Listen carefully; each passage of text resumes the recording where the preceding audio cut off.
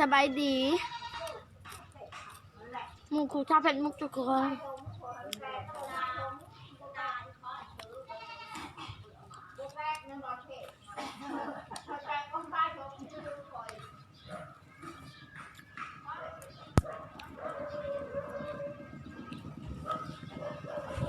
มาไหลสดตอนจับ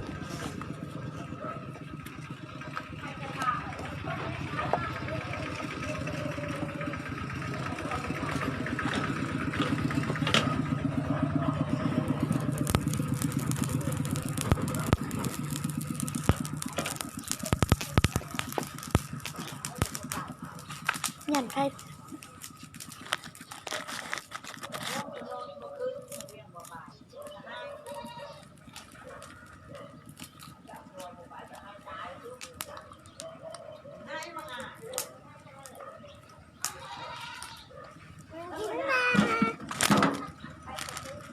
ไป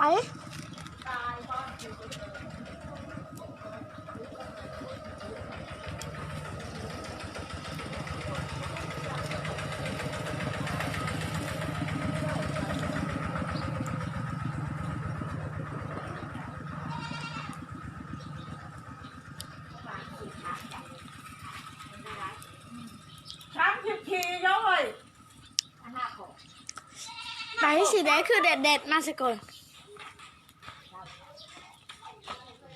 เจ้าได้เท่าได้เจ้าได้500มันนี่สักพัก น่าโดนที่ไหนมาไหลสดให้เห็น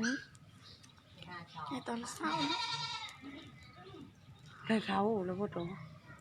ข้าวยัง เข้าไปยังโมโหเอาวางเลยยังโมโหกว่ายังโมโห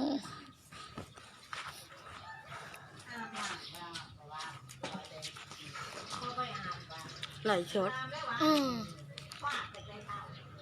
เอาท้องมันนี่มาหายโคค่ะไหลชดไปหาเขาให้เขา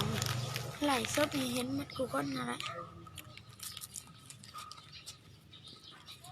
ขอบใจทุกคนเด้อ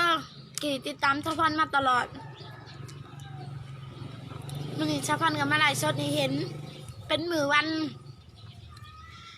วันศุกร์วันที่15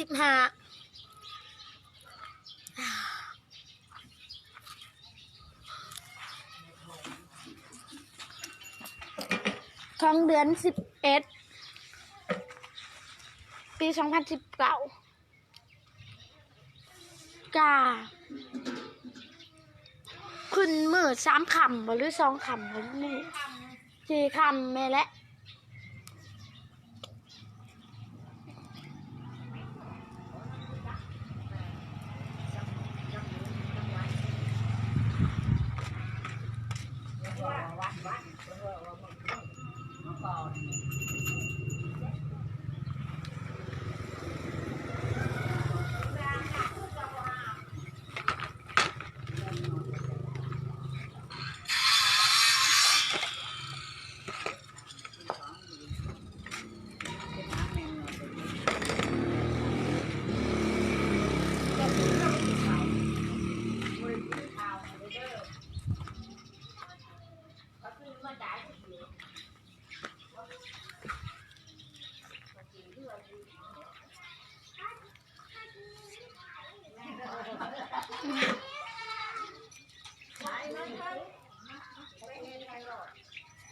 เขาจีน่าใช่ไหม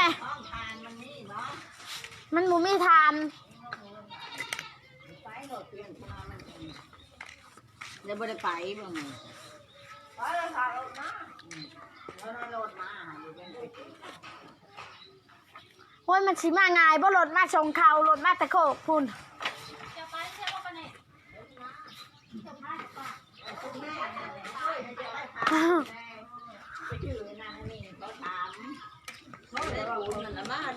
ไปมือหน้าบัดว่าพายกระเป๋าเนาะรวย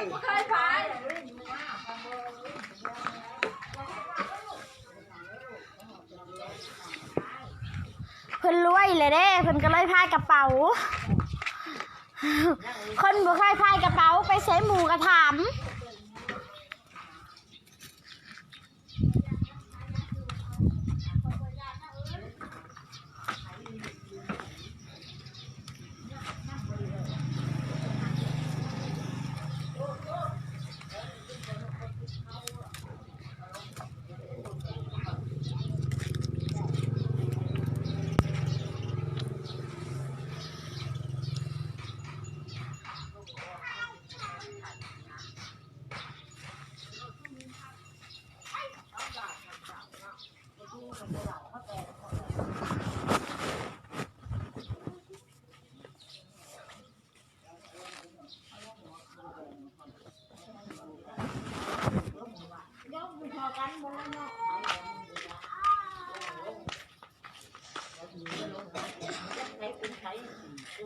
เพียง ไปเห็นว่าจะว่าจะอีกอ่ะเราบุกมาก่อนเนาะอารมณ์ ลงเพียง เดี๋ยวขึ้นมาหอมยอดถึงอารมณ์หมดแกงไก่แกงไก่คั่ว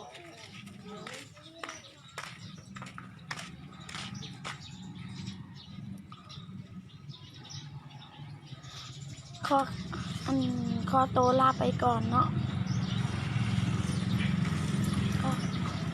ขอกล่าวคำว่าสวัสดีบ๊ายบาย